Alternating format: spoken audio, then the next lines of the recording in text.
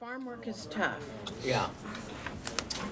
Well, I sold a pickup one time, and the salesman told me, he said, it's really tough to find a good used pickup. He says a lot of them have been treated very badly. I think I got a butter. We better get started. Yeah, I appreciate it. Call the meeting to order. I think we're all here. At the commissioner's request, discuss any item of concern on the regular session agenda of July 17, 2018. Anybody? Item 3, update on several major street and bridge projects.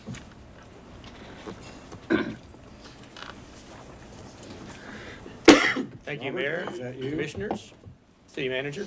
Been asked to provide an update on some of the more significant road projects and bridge projects in the city of Enid. So I'm glad to do that here. First, we're going to talk about Willow Road. The Willow Road project, which has gone over the last year or so, is coming to completion. Again, I'll just remind everybody, this is a 4-lane improvement. It's a little less than a mile because we've had the intersections improved on the end. Did include a 10-foot trail on the north side, 6-foot sidewalk on the south side, through that area, as well as lanes. Now, this is the location of the project, Willow Road. Most people know where it's at, but it is just between Oakwood and Cleveland, and the roadway improvements in here, and it is fairly well in place.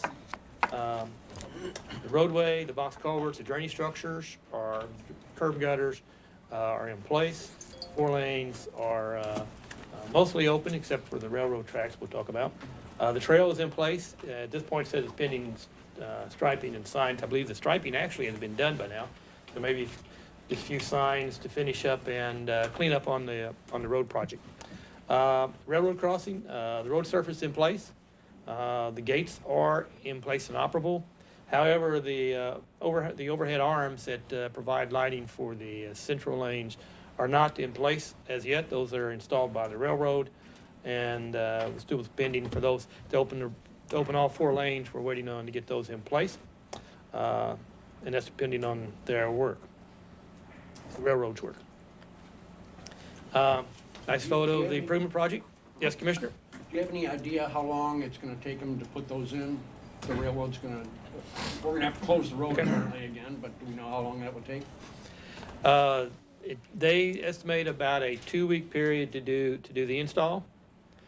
I can't tell you when that 2 weeks is going to occur, but about 2 weeks period to do the install. And we're still trying to coordinate how much of the lanes they'd have to close to do that. Is the speed limit going to be 25 until that's done? The 25, the speed limit is as set by the Oklahoma Department of Transportation for that road improvement project. And they have been still doing additional work on there, so I think they've maintained that. I suspect they'll maintain that until the work is complete, particularly at the railroad crossing. Yeah, I mean, lots of people are thrilled that it's open, but equally shocked that it's 25 miles an hour. Yep. Do we know, is there a reason that they could not have put those in while we had the thing closed for a year? I mean, that's the question I hear more often from constituents that use that road. Lake Railroad. Yeah. It's certainly our The answer anticipation is the that railroad was there first. Well, I know. So, but why is it taking them a Amen. year to put the arms in? The railroad was They don't there have to first. move That doesn't faster. matter. That doesn't matter who was there first. The point is that they've had a whole year to put them in and they haven't done it. Yeah. yes, It will be nice. improvement of the railroad crossing surfacing was an agreement with the ODOT, Department of Transportation, and they hold that agreement. The answer is, I don't have an answer why they weren't put in that time frame. Certainly, it was down for that period of time frame. The road surface has been in for many months, but the operation who puts in the overhead signals is a separate group of the railroad, and we're still waiting to get their final schedule. Yeah, and I know you're not responsible for that. I just didn't know if that was one of the questions I asked, and if we knew what the answer was. We waited a year, and now we're gonna close it for another couple of weeks to put it in crossing. The railroad's been involved with the project from the beginning, Yeah. but Exactly. they set their own schedule. Lovely. Well, we're certainly, I know everybody's trying to get a hold of BNSF, because it does seem like a simple question, what is the schedule? I can tell you, I'm not sure we've got the right person at BNSF yet. So I know we're making that effort to contact and find out who that is. And we will certainly take into account our experiences when we do Cleveland. If there's, we'll still be dealing with BNSF, but we'll certainly all have this case example or case study of how we can improve. So Okay, thank you. hopefully they'll get in here soon, do their 2 weeks, and then over time, when people are driving on that wonderful mile of road, they'll forget all about this in the future until Cleveland, so we don't want it to happen again. Yeah, for 5 minutes. Right. Which gets brings us to Cleveland and Chestnut intersection and the Cleveland Boulevard project. That work is underway, started in May, or the contract started in May. It does have, because of the two projects pushed together, it does have a 450 calendar day contract time on that project, and it is moving along. Basically, there are 6 phases to the project. The first phase is to pave the east side of Cleveland, north of the intersection. That is underway. The second phase would be to move over and then pave just on the west side of Cleveland, north of the intersection, and then to move down to actually do basically Chestnut, which would be south side, move the track to one side, do the south side, and then do the north side of Cleveland here. And then they would come in, the last 2 phases would be to pave the north side of Chestnut east of the intersection, and then pave Cleveland Street south of the intersection. So that's the way these phases are laid out now. Maybe some slight changes in that based on traffic management, but that's the process to get through the project. And all Now- of that's gonna be done in 450 days. Yes, sir. That is right. And it is typically mostly done under traffic. There will be a couple days in the near future for putting some pipes across Cleveland. That'll have to be closed for about 2 days. And then there will be about 2 weeks of closure probably when they get to phase 5 or 6. Again, this is what this project provides: 5-lane intersection on Cleveland Street, 3-lane on Chestnut, improvement there, new signalization, new storm sewer system, which is a major improvement for that area. And it also has a trail on the west side and sidewalks on the east side. And the boulevard's very similar, although it has a median and the lighting, decorative lighting part of that project, and of course the trail and the drainage improvements. So that's the kind of scope of the project. Again, this is just a map of showing you where the boulevard project's at and the intersection project.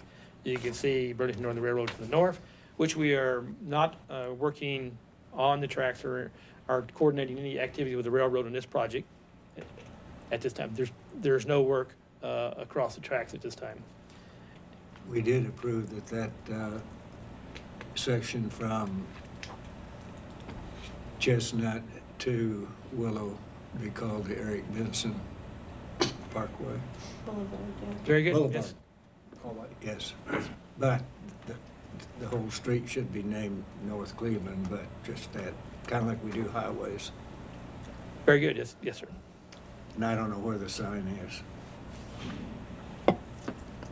We'll research We that got a down. sign shop, Mr. Mayor, so we'll be all right. True. Phase 1 status. The large drainage facilities are basically in place, have been constructed, and that is south of the intersection. The drainage has to be constructed throughout the project, and the pipe system on the north side of the intersection. Grading is in place in phase 1. The dirt's been placed. They're basically getting ready to start stabilizing that and prepare for final pavement. And the temporary pavement has been placed. They've actually had to extend the existing roadway to the west to provide for handling traffic during this phase. Next phase of work said is the stabilizing of the base and the pavement. And then they actually, right now, the traffic for the apartments is at the auxiliary driveway to the north, and they will be opening up the main driveway here in the near future as this gets paved. This is just a photo looking basically north on Cleveland, on the west side of the roadway, showing the base, the grading work that's been done. They'll be preparing to stabilize this with some either fly ash or chem dust in the near future, probably in the next week or so, and then complete the paving work. This is a photo of the intersection looking south, and you can see the pipe work is done on the west side. Actually, the drainage work has been opened up on the east side. That was necessary to provide some of the fill for that you saw in the prior photo. Okay, Willow Road Bridge, west of 66th Street. This is the project that's road's been closed for a while because of the problems with the piling system. It is under contract. Morton Construction has under contract. They have a 60-day contract to complete that work. Starting on what day? It started about on the 9th. Their notice to proceed was on the 9th. So it is running. What this box will do, of course, improve the load capacity. The existing bridge was certainly limited, and provide a wider travelway, and also provide a little bit of guardrails in this, which will actually improve the safety of the structure as well. Demolition is underway. We did have a issue with Sunoco gas line. We met with them yesterday and resolved that issue, so that gas line is actually abandoned at this time, or not in service, so it hasn't. We are proceeding with the project on schedule. Location map, 66th Street and Willow Road, and the structure is just west of 66th Street, this location. You can see the creek line there. And then photo of the work taken, I think, Monday, so the demolition work is in place, and they're preparing to place the base work. You can see the local gas line rod at this location, but it's not in service, and we are a safe distance away from it. 66th Street, one update on 66th Street. That industrial access improvement is complete in place. The state has actually provided their cost share on that funding, so that's been done. We are waiting on the final quantities from the contractor, the as-built plans, to actually bring us back for acceptance. Anticipate you'll see that on your next commission meeting. But it's complete and open and operating quite well.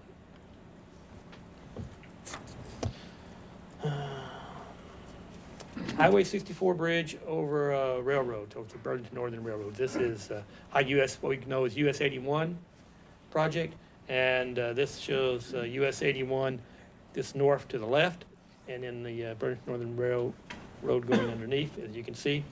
Point out a couple things. Go back a little bit. They're scheduled to award this project in like October of this year, or actually it's already awarded. They're scheduled to start construction in October, excuse me. Start construction about October. It is going to take over a year. I don't have the exact contract date. They haven't set that yet, but it's over a year construction of the bridge structure. They will maintain through traffic on this bridge structure. There are actually two structures there, and they'll replace it with two structures. So they'll move all the traffic to one side and reduce it down just to 2 lanes, one in each direction during the construction period, and construct one side at a time. Chestnut Road under the bridge will be closed during the construction. However, Chestnut will have access to US 81 by way of Poplar up here. So although this closing will be closed, there will be full access to get to 81 to Chestnut. So that'll provide for all the number of users and truck companies along Chestnut. I assume the road underneath on the south side will also be closed during construction? Yes, right in here, which Whatever that's is called. Kenwood. I believe it's still called Kenwood. Yes, that'll be closed during construction as well. Beyond Mitchell Bridge, we actually have a bridge over Boggy Creek on Beyond Mitchell. You're probably aware there was earlier this year we found an opening in the deck, which is quite severe, and so we've gone through and had all the deck sections, 12 different sections, cords. We have cords made on those to determine the condition of the remainder of the deck. Because this section, I'll show you right here. This is the location on Beyond Mitchell over Boggy Creek, and this is a section that failed, and basically the steel didn't fall. You fell. We just have concrete that's just deteriorated to the point that it's not held up. So you can see we have cored all these sections. I can tell you that we have finally received a report on the corings on this deck, and we haven't got the final report, but I can tell you that 80% of the deck is below design standards for concrete deck by the coring analysis. Was this a similar vintage construction to the bridge at 16th over Boggy Creek that collapsed 10 years ago, or whenever it was. Okay. I mean, it's been closed. I It's- mean, it's 16th probably used to go all the way through from Garriott to Roop. Yeah, it's, probably, there are certainly, these bridges have been there for a substantial period of time. Probably a And, WPA the one bridge. on 16th Street though, was not a deck failure, it was it was erosion of the, Oh, okay. piers, or not the piers, but erosion of the abutments. And we just didn't rebuild that one, right? And we decided not to rebuild that one, yes. That was the determination.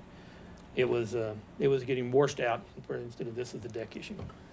So, we'll be preparing a final report for, the manager and the commission, later this week. So we can see what the next step is on this facility. Oops. What's the status of Broadway, both chunks that we've got under construction? Okay, well, Broadway, yes, good point. Broadway build overlay from 16th Street to University Mhm. is under contract, and that's scheduled to begin. The notice to proceed was issued, but that scheduling is in September. That work Okay. will begin in September and probably take a month, 60 days or so to complete. So that's on contract, but based on the contractor schedule, that's when the work will start and complete. Broadway from Washington to Van Buren, Mhm. US 81, that is, I see a lot of work over there. the work that's going on is this last year's contract, which is to move the water line. So water line's being moved concurrently. And then the paving project will probably be next summer. We'll design the mill and overlay this fall and then bid it out in the winter. And then it'll be online for the summer months to construct that section. Okay, thank you. It'll take a lot of patience for the next 24 months. A lot of There's some work construction, going on. lot of good progress.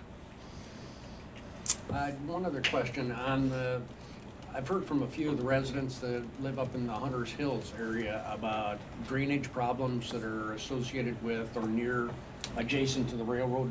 Now, is the project that we have on Cleveland gonna resolve that, or is there anything?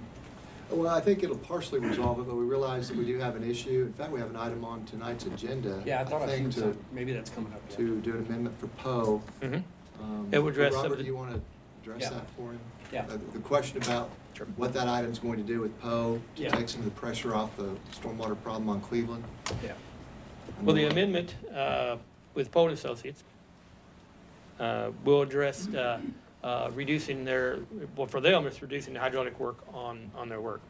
And do you want to bring up that, I think it's Administrative 3 presentation.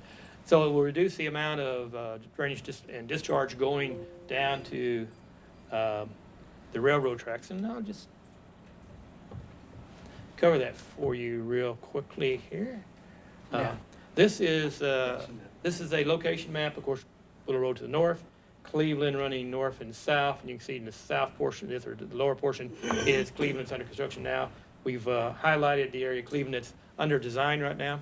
Okay. We also, in red, have highlighted the drainage basins that carry water down along Cleveland and eventually under the railroad tracks and to Rolling Oaks detention. The issue we're going to address, the amendment would provide for changing the hydraulic modeling on this part of the plan. Basically take this upper basin, which we call M410A, and carry that, and I'll show you here real quickly. Carry that flow, this basin, carry that flow to the east and carry it through our Willow detention facility. Would require an enlargement on that facility, of course, to handle that flow. So that's the purpose. So that would take half of the flow off of the drainage structures going under the railroad crossing. And I'm going to cover just a minute, go back to the original plan and cover why that's important. And this will be in the presentation tonight, but basically it's important because to carry that flow south, we have to carry it along the roadway, and principally we have to put a box structure under the railroad tracks. I mean, you can't put a box under a railroad track. You got to move the railroad tracks and build your structure. And that's that will be an issue for construction costs and for schedule. So we'll discuss that in the meeting tonight in more detail. But I think the area that was brought up as a concern is the area along the railroad tracks to the northwest, along Hunter's Hill at this location. And that drainage is carried along the railroad right-of-way. And the railroad, of course, does a very poor job or no job in maintaining drainage along their right-of-way. So that is principally the problem, is this area is low in here, and it's gonna be carried on the railroad right-of-way. When you talk about moving the railroad track, you mean temporarily? Yes, Yeah. I mean And temporary. put it back over the box, right? That would be correct. Okay. So you gotta move it twice. So this is the area I think is a concern, and we will be running, next step is that we've talked to the city manager about running, when we get our survey, going to run a survey line up here to find out the best way to drain that site. I believe city forces have been in here in the past, opened this up in the past, but it continues to silt in. Thank you. And I Now, did see it in the read one slides. point, I just- yeah. One point to point out, the roadway, I will point out the roadway down in here, which is in Hunter's Hill, is low, and it will back up on this roadway to push water under the railroad tracks because of the amount of flow that comes down there and the size of those structures. That will be greatly improved by the Cleveland, this phase of the Cleveland project. Okay. Thank you. Okay? Yep. Anything else? Thank you, Mayor. Before we go on, we have a new face at the table. He's been on the job for a day and a half. We have a new wing commander at Vance Air Force Base. Colonel Corey Simmons. 29 hours is where we're at right now. You clocked in, you know when. Yes, sir. I sure Tell do. us a little bit about Corey Simmons. Sure. Happy to do it. One, I'm extreme. I just got my dream job, folks. I get to be a wing commander at a pilot training base. However, my first time to Enid was last Saturday. I've never been to Enid, and so I'm a Columbus guy. I went to Columbus for pilot training. So when I talk to my friends who are all Columbus guys, it's kind of like a Hatfield marrying a McCoy, which is awesome. But I literally have my dream job. Your town has opened their arms to my wife and I, as awesome as I could ever hope for. And what I really like about it is when I ask other folks who are not the wing commander, it's kind of the same story. You know, so that's what matters. You're going to welcome me. I'm the wing commander. I got it, right?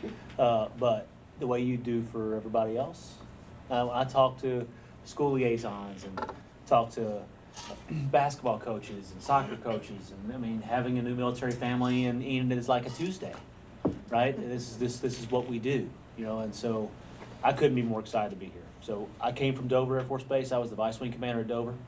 The special mission at Dover is that we do the mission of returning our fallen heroes. So I got to do that for a year. Arguably the most humbling experience I've ever had. Got to do a fellowship at Harvard at one point.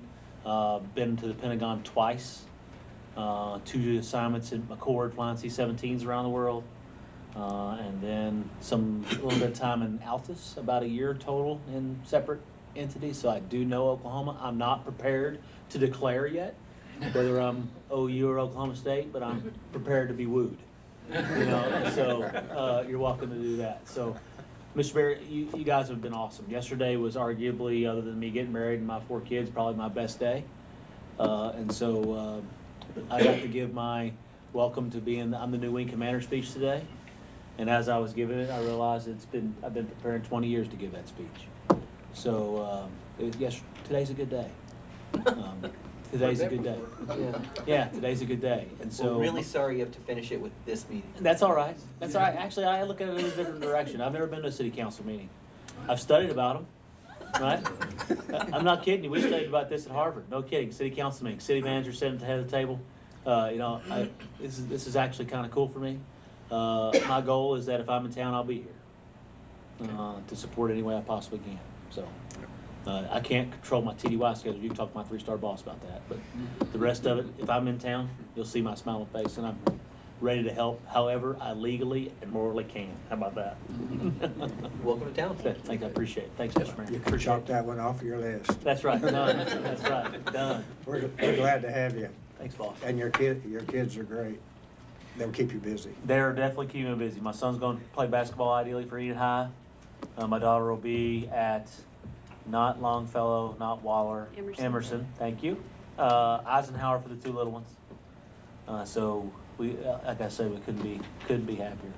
Couldn't be happier. I have been to Dover Air Force Base. It's the most humbling experience probably in the Air Force. Yes, sir. It sure is. I admire you for being there for a year. Yes, sir. Glad you're here. Thanks, sir.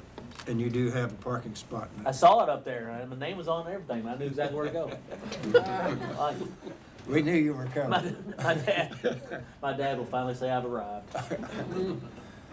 Item 4, discuss the billboard ordinance. All righty. Good evening. We have prepared a brief PowerPoint. It just summarizes the recommended amendments to the ordinance that you have in front of you.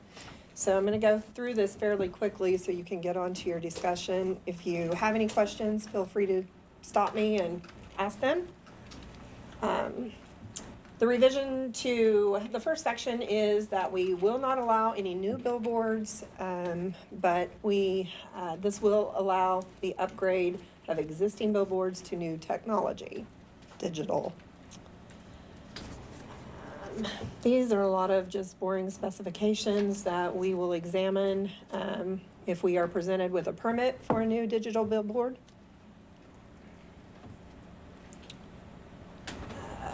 Minor change there to our prohibited billboard area, just removing the animated.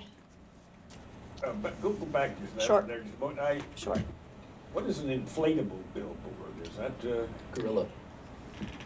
I personally do not know. I don't think that I've ever seen one, but when our sign ordinance was prepared, apparently there are those available. So that was written in to prohibit them. and also inflatable objects? What are we talking about there? Gorillas, the big blue gorillas. My response is probably going to be very similar to what I just stated on the other. There was a lot of stuff that's added into the sign ordinance That's ridiculous. that I, was not a part of preparing, but I'm assuming because we see so many different types of signage with the inflatables, they must have things that people can attach to billboards as well that we would not want to see. And that's why those were added in there. If this applied to such things as Ben mentioned, the big blue gorilla that was set out in front of a dealership here for a while. Right. And also, I remember when Billy Sims barbecue came to town, he had a inflatable Billy Sims out there, and my understanding was that he was ordered by the code department to remove that.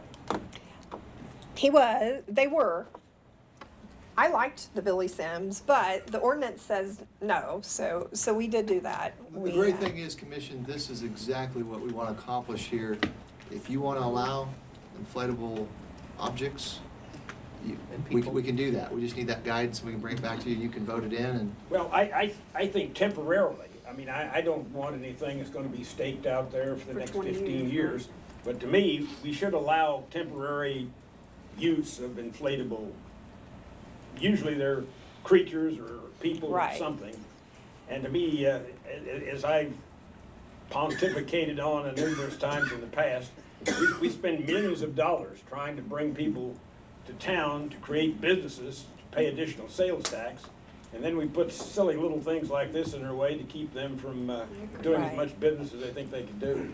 So, I think these particular things in regards to billboards are probably a really good idea, because I don't know that we'd want those type of items on billboards.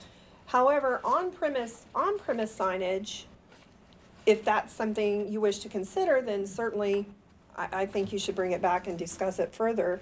I've never seen an inflatable billboard or any. I have not I either. just assumed that this applied the type of things that we had had some experience Right. with. The parts that pertain to billboards are older parts of our sign ordinance that have not been revised in the last few years. This probably goes back to 2011, I believe, when the sign ordinance got a complete overhaul. So that's just an older part that has not been brought up for discussion. So if we want to not prohibit those, then Carol can do some readjusting and, Very easy. right. What's the definition of temporary? Do we have a definition of temporary already for signage? Yes, we Is do. it 30 And we days? issue temporary sign permits. They are allowed, one per quarter for 30 days. So 30, 60, 90, 120 days of temporary signage. Would that work, Commissioner Jansen, if we? Yeah, I wouldn't have any problem with that. So that would be in a different section, so we would have to address that because that's for temporary signage. But it's certainly something that would be doable. And while we're talking about the number one item up there, when you're referring to things like pennants, banners, streamers, propellers, discs, are we just talking about those in relationship to billboards? Or, you know, we have a lot of businesses that use those sorts of things, you know, Right. as part of their display of merchandise and whatnot. Right, and some of those are allowed. We have a different section of our ordinance that covers the temporary Addresses that? signage. Yes.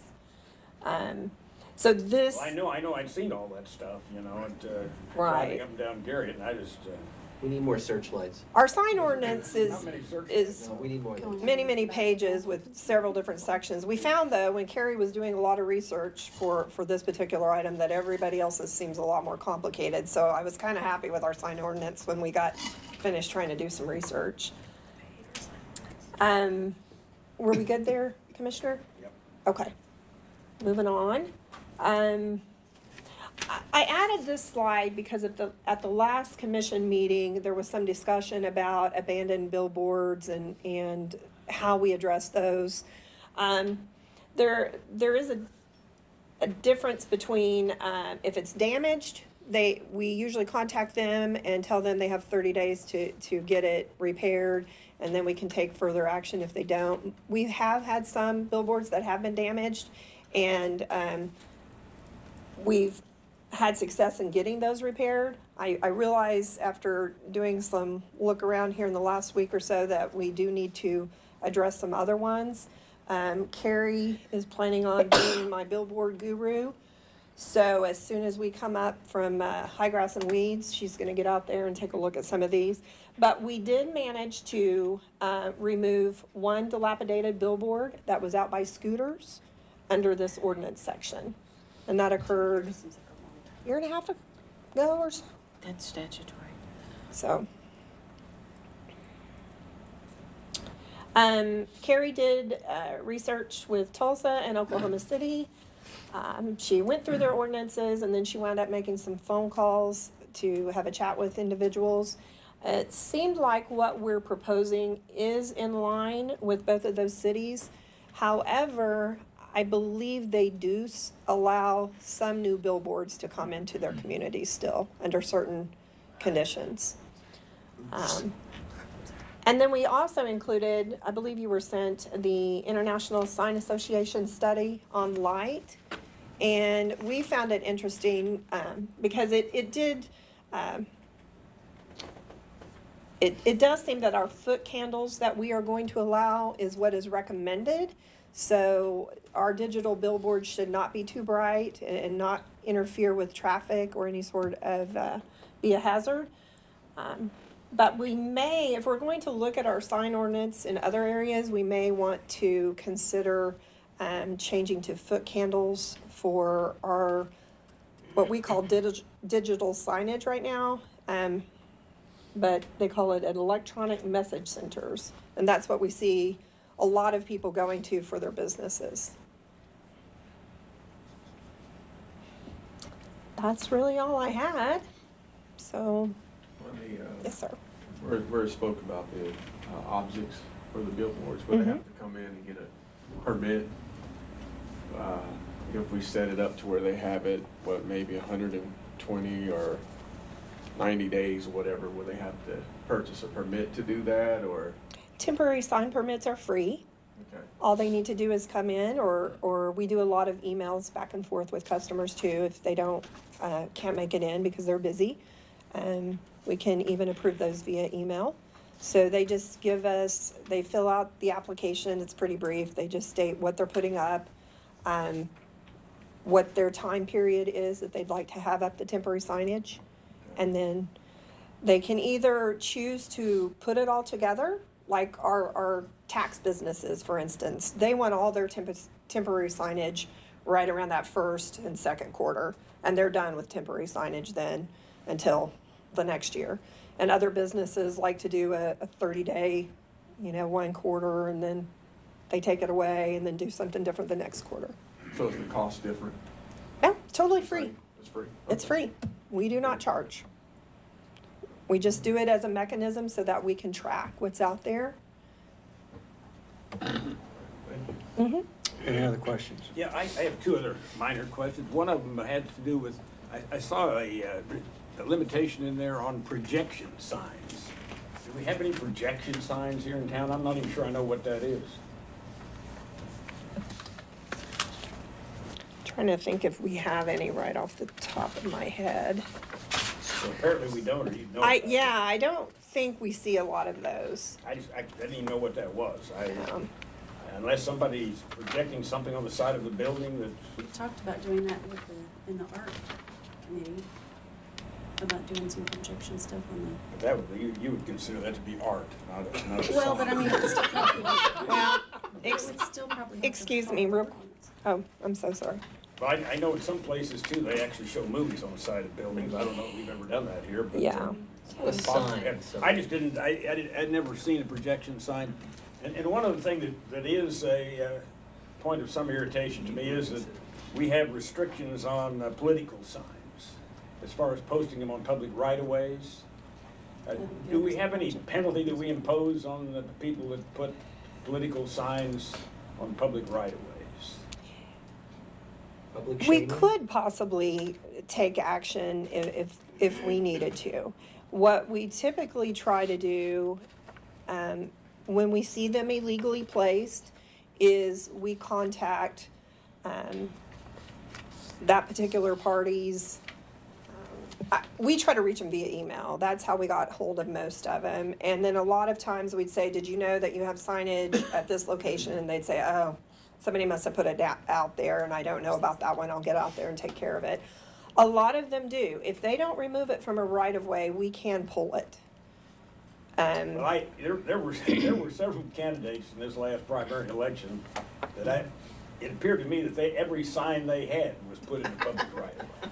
I would agree. We chased signage a lot Yeah, in this a lot last. of them out. And all around any major intersection, they had them stuck all over in the ground, all over the place, and down center medians and things like that, which is obviously a violation of the law. Right. I just didn't know that we've got an ordinance, but it doesn't appear like we enforce it in any way. We do. We try to be conscientious and notify the particular individual first and ask them to remove them. But we do go out and pull them, and we had truckloads of signage that we did pull. It's just sometimes as quick as you pull it, there's somebody else out there to run and put one in its place. So, We might need to see, Carol, can we deputize some people to be code enforcement officers at election time to pull signs out of right-of-ways? Yeah, that might be fun, actually. There were plenty of people Selectively. posting it on Facebook. We could. Watch what happens on Monday morning before the Tuesday election. Yeah. Yeah. right. And the one thing you do have to consider too is sometimes we think it's right away, but then we have to look at our maps and do the calculations and sometimes even get with engineering so we're sure, because you never want to make that. Some of it's very clear. I would agree. I mean, there was a lot of it. And certainly if you'd like for us to be more aggressive, we will be. Sometimes, we usually do give them 48 hours to remove it. If I the just wonder commission what would effect like. it would have if we sent out a few citations with some sort of a penalty attached. Yeah, finding the individual, yes. Well, a lot of them got their name right on it there in big lettering. In their campaign? Mm-hmm. Yeah, but they're the ones They're looking at They're responsible for it. responsible for it. They are. I promise you, they're the ones that get in trouble for everything else. Yes, and they are, and we would have to ask them to come into the office or have our marshals serve them, and, Well, and, you know, generally there is on a sign, you know, paid for by whatever, and. right. And if they paid for the sign and handed it out to somebody, they're probably still responsible, even if the third party, or at least we can make the argument and let them try to defend it. I mean, it has been especially egregious at one time or another. And perhaps we should take some action to deter that before November rolls around. Yeah, but you know, especially since the people that actually do attempt to follow the rules and don't put their signs out there, are sort of, you know, then they wonder, why was I so stupid that I didn't put my signs out there where they're a lot more obvious than in somebody's yard. Mm-hmm. Well, we can certainly be more aggressive in our enforcement, if you would like us to be. We can be. Well, one of the challenges we have, it is election time. There is going to be a runoff in August, an election in November, so we certainly can step it up. But it's good that this problem is somewhat self-correcting, because after November, how long do we give them to clean up their signs? Was it 30 days or something like that after the? We usually will pull anything that's there after 10, 14 days. The sign shouldn't be the reason why you vote for a candidate, but there are lots of signs out there. It doesn't affect me. But by the same token, if the candidate doesn't follow the rules, that says a lot about that candidate. The candidate follows the rules, it's the helpers that don't. Well, not always. We Well, can certainly- I'm we can not sure certainly the step up. public is as familiar either with the idea that this is a violation of city ordinance, you know, to put those in those locations. Keep in mind, any signage in the right-of-ways, Yeah. garage sale signage, flea market signage, roadside memorial signage, all of that. Of course, the election signage is much more prevalent this time of year, in election year. Yep. Anything else? Item 5. Angie, are you item 5 also? No, I'm out of Got here. it. Thank I you. am not discussing the marijuana. Leave that one to Carol. Discuss changes to the marijuana possession ordinance caused by the state question number 788. This is on the agenda with an emergency because it goes, the state question goes into effect on August 2nd. And we don't have time to have the ordinance passed without an emergency. It basically, what I did was I took, we've got the possession of illegal drugs up above, and then the possession of marijuana, and obviously it will change with the passage of the new law. If you possess marijuana without an Oklahoma State license, then the fine is not to be more than $400. Is this just mirroring state law? Yes, it's mirroring the language in the question. Now, actually, there's an amount that, over that amount, then you could charge more, but But we don't charge felonies anyway. exactly. So then we go Where do they to, get the license? from the Department of Health. They'll get the license from the Department of Health, and there's 75 pages of rules about how to get the license. And there's a variety of licenses. There's licenses for dispensaries, there's licenses for possession because you've got a condition. There's a caregiver license, so that if a person needs a caregiver to help with the marijuana, then the caregiver also has a license. They've got to have this on their person. Or be able to produce it. I would Yes, imagine. yes, okay. So then the next thing that this does is, it implements, or drug paraphernalia have become increasingly difficult to figure out whether it's, what it's for. You know, are the papers that you get at the shop, is that for like the tobacco, or is it for marijuana, or is it for a third thing? So there aren't very many prosecutions, and it will get increasingly more difficult with legal medical marijuana. So the thought that the chief and I had was, let's just forget about implants. And let's see if it's a humongous problem. Because they even passed, 5 or so, it may have been longer. At any rate, they passed a state law that is like 2 pages that tries to alert police officers and judges how to figure out whether the item that you have was an implement for illegal drug use or whether it was just, I don't know, scales or a lighter. Were you going to light your campfire, or were you planning to light your cigarette and you're under 18, or are you going to light your illegal substance? So our thought, just nix it. So and it's on the agenda. There are a few other things in the law that we might talk about in August.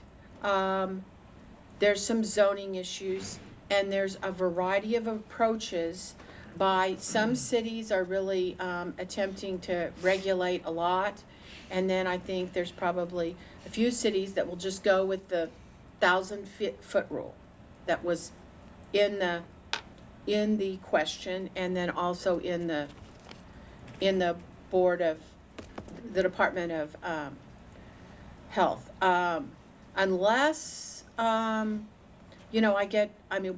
bring those kind of issues to you in August, and unless I'm directed otherwise, I will probably just try to keep it simple and go with the Department of Health rules and not try to add in any extras. I've had a lot of questions about dispensary About licenses, what, dispensary licenses and stuff. The Department of Health is, they have a few things that are interesting, like the 1,000-foot for advertising. So we'll probably have to, I hate to say this, but if those don't get challenged, then we'll probably have to add in some to our already lengthy sign ordinance, because they didn't think it was enough that it's 1,000 feet from a church or a school, the dispensary itself, but the advertising for the dispensary must be 1,000 feet. So, Have we had anyone contact the city for permission to start one of these businesses? We've had lots of questions. We've had a lot of people that have already applied with the state for their permits. Yeah. They're waiting to see what the city's gonna do. Is that only handled through Oklahoma City, Garfield County Health Department, Health County? Oh, it's the state. it's, Oklahoma City? yeah, but I don't know whether you would go to your local Department of Health or not for the stuff, but, They don't really know They're either ha- at this point. I mean, they're it's still ha- gonna be they're gonna be 2 years. handling it. And, a year anyway, yeah. and really, I thought the state question was pretty clear that there is a limit to what cities are to do in terms of the commercial. Now, we have, I think, more leeway in terms of the manufacturing or the growing, but the question said that they're 1,000 feet from schools or churches for commercial dispensaries. So that On seems, TV, they said every college student could grow 12 plants in each dorm room. I remember that. well, now, not for the Department of Health, because they have to, unless, if it's a residence, you can grow your plants, if you've got your card or your license. But you have to have permission from the property owner if you don't own your residence. So I guess it would depend on what the colleges think I mean, we about couldn't it. even have a microwave in our dorm room. It seems Right. like a No grow kidding. light. Grow light's Pretty probably sure. gonna be prohibited. Yeah. You can have candles or incense or Yeah. hot No plates. microwave, none of that. Yeah. So that's That that's wasn't the Oklahoma. emergency. It was Oregon. You're right. Keep in Same in mind, Oklahoma. Hey, And you're on the left coast Carol. out there. yes, I noticed it specifies medical use. yes. Is there gonna be a difference between limitations of an actual plant or a liquid form? Oh, interesting that you asked that. Okay, so the Department of Health rules indicate that you can have pills, oil, liquid, But the plant, the flower, the plant, and I can't remember. Oh, and the dried leaf are not going to be sold at dispensaries. The only way you would get that would be by having your own license and doing it at your residence inside the house or behind the 6-foot fence with the lock that is, and then the plants cannot be visible from the right of way. But that's already been challenged twice. Yes, I There are understand. 2 lawsuits challenging. Right.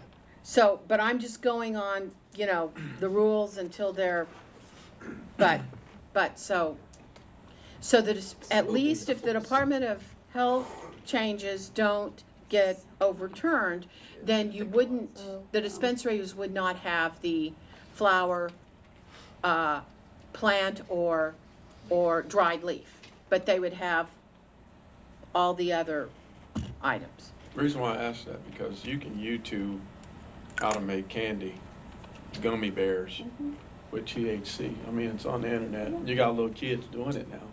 That makes it really tough on our police officers. I mean, they have a lot to deal with when you really think about it, where it's headed.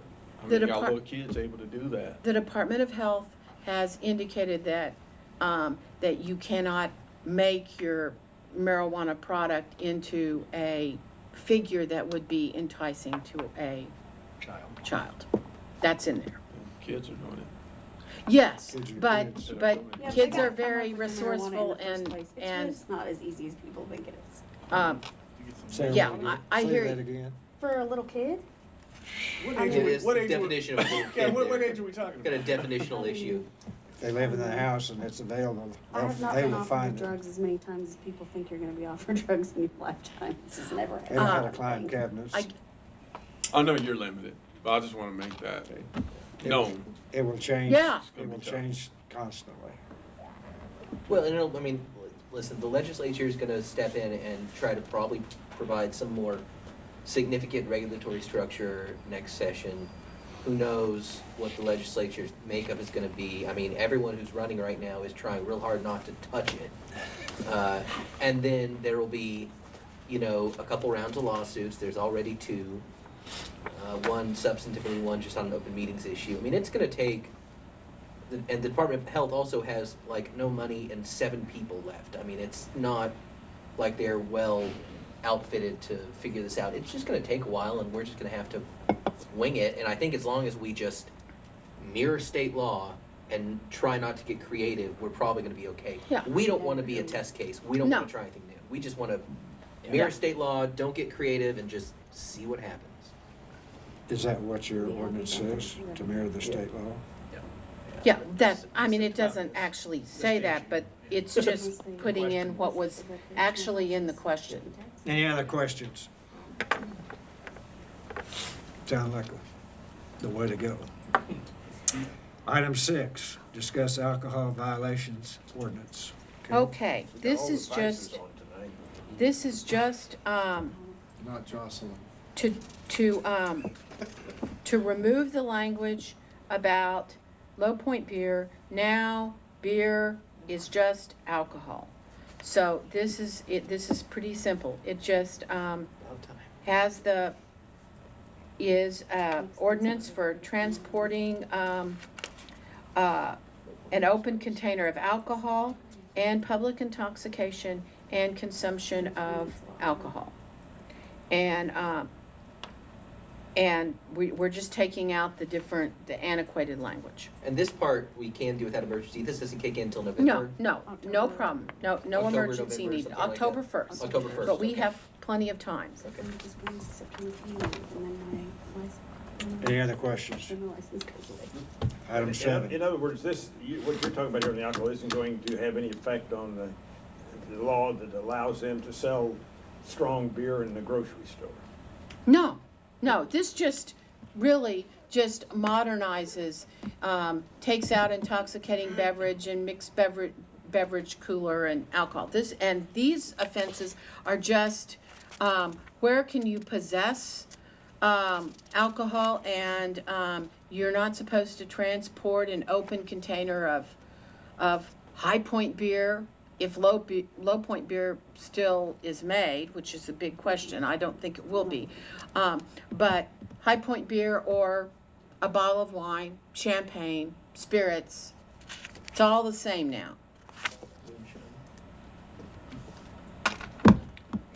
Anything else? Item 7. Okay, this one, is the one, okay, we used to be able to permit, distilleries, winemakers, and charge, a permit fee.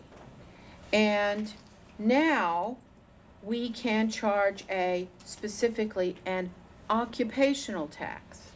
Now, before they changed the law, anyone who was doing business in Enid and there was one of these types of permits that you would get from ABLE or the tax commission or the city of Enid, we would be able to collect a yearly amount.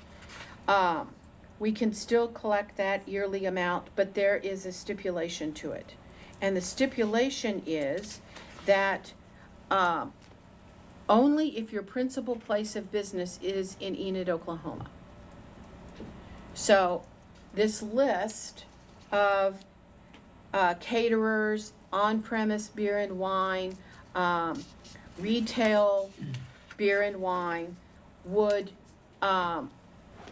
we would only be able to charge this occupational tax if their principal place of business is in Enid, Oklahoma. So that is one thing to consider if you want to pass this occupational tax, because, for instance, national convenience store chains would not be charged, but our local mom and pop stores would be charged. If we had a national chain of grocery stores, which I don't think we do, if we did, then it would just be our local grocery stores that have their principal place of business here.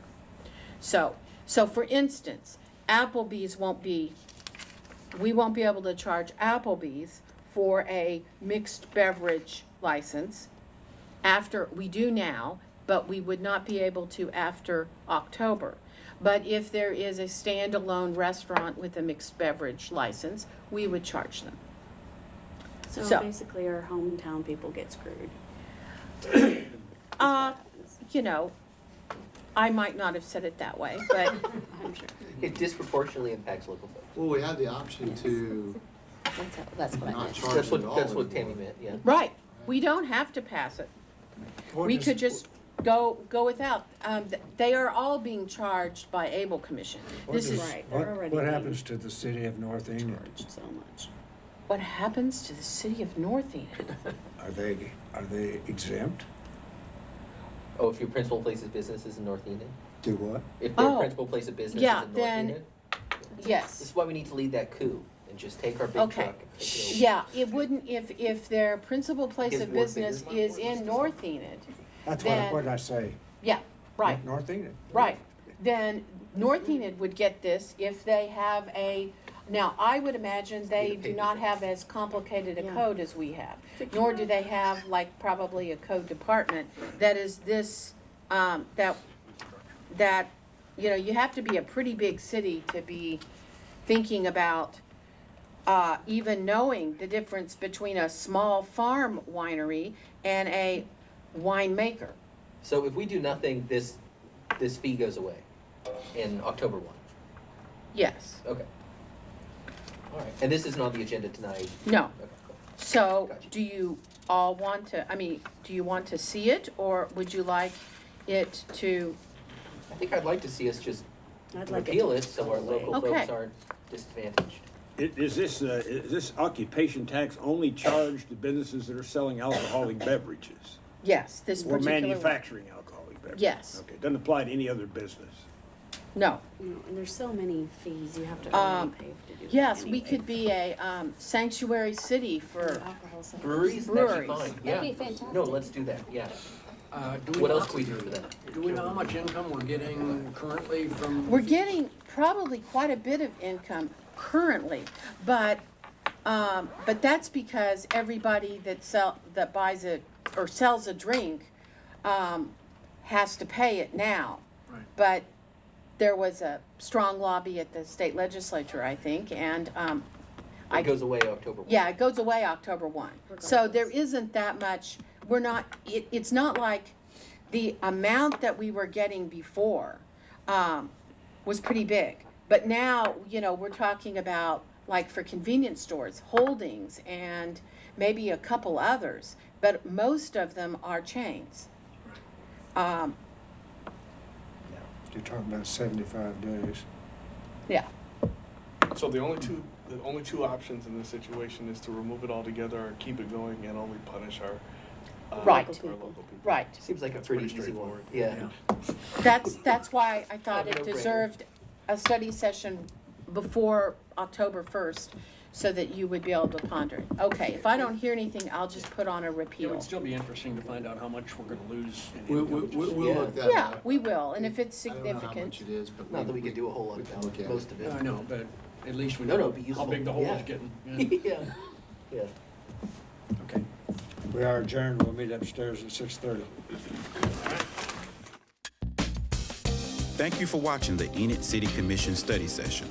All meetings are broadcast on local cable channel 12 and in high definition on channel 112. In addition, the study session is live streamed on the web at enidtv.org. If you have any questions or comments regarding this broadcast, please visit the City of Enid website at enid.org.